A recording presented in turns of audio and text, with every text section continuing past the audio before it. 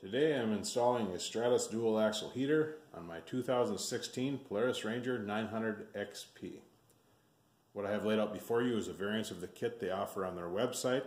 I have changed or added a few things, such as I've added a rectangular vent for the defrost instead of the round one. I've also changed the vent that will be on the front of the dash to a square one instead of a round one, and added a temperature control valve. And the other thing I've changed is I've added a thermostat bypass valve, so it eliminates one of the coolant tees needed for installation.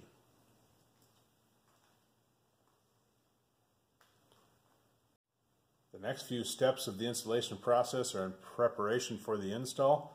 So we're going to, as per the instructions that are provided with the heater, we're going to disconnect the battery, we're going to remove the hood, we'll remove the drive shaft cover, we'll remove the dash, we'll remove the center control panel, and we'll remove both the center braces. Now that all the preparation steps are complete on the install, we can move on to step 8 in your instructions, which is locating the two dimples on your floor pan to drill out for the lower mount of your heater unit itself. Okay, in step 8 of the installation instructions, you've got to find these two little dimples, which there's one right there and there's one right here. Then you take a 5/16 drill bit and drill those out in order to mount the lower part of your fan unit. Be careful when you drill it though to make sure there's no wires behind it.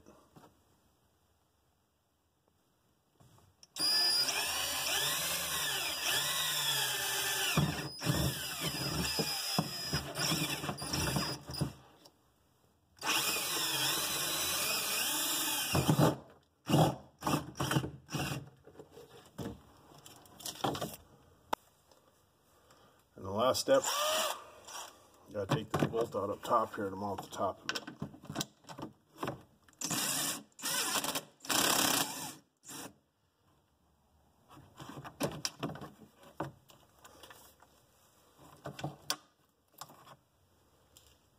For step 9, where they want you to cut the drive shaft cover and the front floor to allow for the hoses to go through for your heater hoses for your unit, I chose to just take a 1-inch hole saw, and I'll cut a hole here, and then next to it, just in front of the drive shaft cover, to allow for the hoses to come through.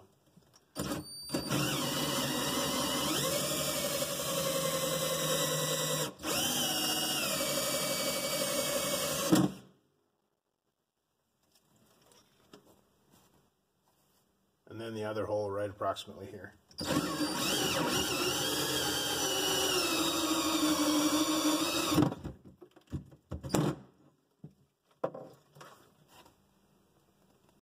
Here's a look at the step 10 assembly from the back side of it, with the heater control valve also incorporated into it. And from the front side, one thing to remember on this heater control valve is port 2 is the in from the engine, so the flow from the engine this way comes into port 2, and it goes out of 4 up into your heater core. I completed step 10, but in order to complete step 11, which is dropping the heater down in where it's supposed to be in the dash, with the windshield in, I had to take all the bolts out of the front of the dash in order to get it to drop in. So you take all the bolts out, just grab here, pull it out. Of course you have to pull the hoses down and stuff to get it to drop in there. But once you pull the hoses back, you'll be able to get it to drop down in and set down into place where it's supposed to be. And there's the heater unit down in place where it should be. It's not completely bolted in yet because we're leaving it loose until we get all the vent hose run on it, especially on the bottom. On the top it's not a big deal, but need to move it around on the bottom a little bit. Here's everything plumbed in up to the heater unit underneath the dash here. Then as you'll notice, the temperature control valve is right in line on the hose that comes directly from the engine. The only thing left to do with the heater control valve there is to secure it to the firewall so it prevent it from moving around too much. And here's the connection made up front on your lower radiator hose with the Y. Here's the thermostat bypass valve that I added instead of the Y that is included with the kit. It's routed from there, route back around down through underneath the engine there, and right back over here is where the Y would be mounted that comes with the kit, if you choose to just do it that way. When it comes time to bleed the air out of your cooling system, make sure your coolant reservoir is full, or at least to your max fill line. It can be a little bit above that. Of course, do this when the engine's cool. Take your radiator cap off. You can grab a funnel just so you have a little bit of a reservoir for fluid in there. They do make a funnel made for radiators so you can plug it and not spill, waste any coolant, but if you're careful with this, you should be able to do it that way. That way then you can add some coolant to this. Then you'll go around back. There's a bleeder screw on the top of the head that I'll show you here. There's a couple screws in this shield back here that you'll have to remove to pull that out of the way. As you can see right around here on the back side of the head, just above the header, there is a bleeder screw right here. You'll just crack that open a little bit after you've added coolant up front in your funnel, and open that up. It'll push the air out until you get a good stream of coolant coming out of there. Then you close it again. After that, just make sure your coolant reservoir is topped off to the max cold line. Also make sure your radiator is full. Replace your cap on there. Start it up. Run it till your coolant fan kicks on and shuts off, which will complete a heat cycle. Then shut it off, let it cool down, recheck your coolants, and you should be good to go.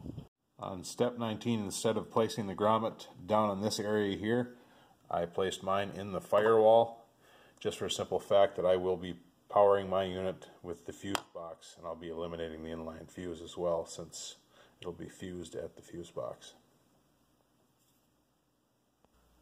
And there's a look at the inside location of the grommet. On to the next step, which is installing the defrost vents in your dash cover. Just take your dash cover, flip it over. With the rectangular ones, you can see there's a scroll mark from the factory for a rectangular vent. They are, however, a little bit different size. So just take your template that comes with these rectangular vents and place it over that, kind of center it up. And then you can tape it on like that, and just go ahead and cut that out. Here's the completed installation of the defrost vents. They're also adjustable forward and back, side to side as well. And you can shut them down by going that way with them. Then do the same with the templates for the square vents that are going up in the upper corner of the face of the dash on each side. Here's the square vent installed then on the face of the dash in the upper corners. They do have a multi-directional adjustment to them for airflow. Step 24, one of the vents they have going where my factory speaker mounts are. So I'll be relocating them down underneath here, underneath the center of the dash. There'll be one going here and one going on the other side over there. Okay, for the relocation of the vents that were originally supposed to be over where the stock speakers are, I'm using a 2 3/4 inch hole saw. I got to drill down through the top layer, the second layer, and then stop.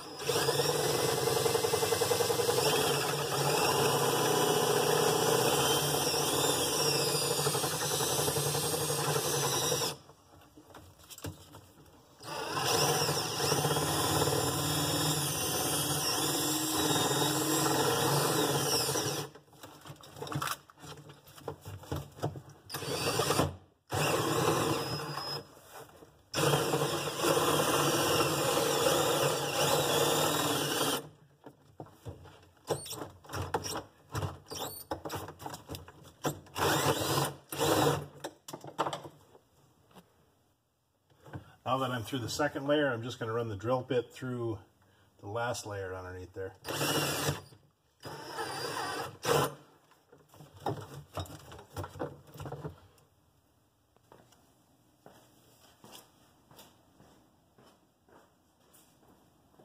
we're going to go from underneath here where the hole was with a 2.5 inch hole saw for the vent.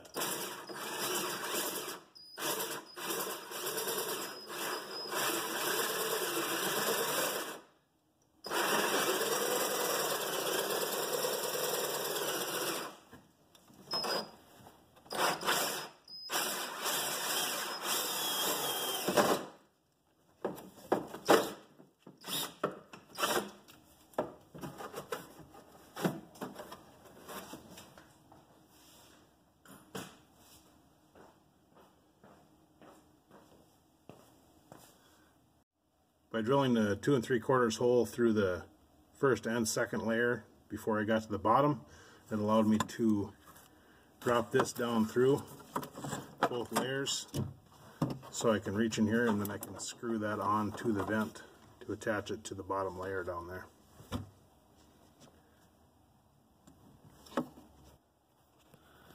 And there's the finished location of the vent. This can be turned, can be rotated this way or that way, can be rotated like that to actually shut down the vent. So I will repeat on the other side. Here are the relocated vents from where they were supposed to be mounted by where the speakers are. The only thing is when you're drilling through the top here for these vents, just make sure of where your location is going to come out through the bottom when you go from the bottom and drill your 2.5 inch hole. And here's the lower vent location on the driver's side. Here's the lower vent location on the passenger side. There's a look at the ductwork coming down through the what used to be center storage on the lower part of the dash for those relocated vents. Here's just a quick look at how all the ductwork's hooked up to the unit inside the dash. On the lower portion of the unit, the venting for that goes to the defrost up by the windshield on the top of the dash, and then the center floor vents that are relocated from the sides. The upper portion of it, the ductwork runs to the vents on the outer edges, right by your doors, the upper and lower one on each side. I know it's run differently in the instructions, but this is the way I wanted to do it because I wanted to have defrost and floor on at the same time. Here's also a look at how the ductwork is run down underneath the dash.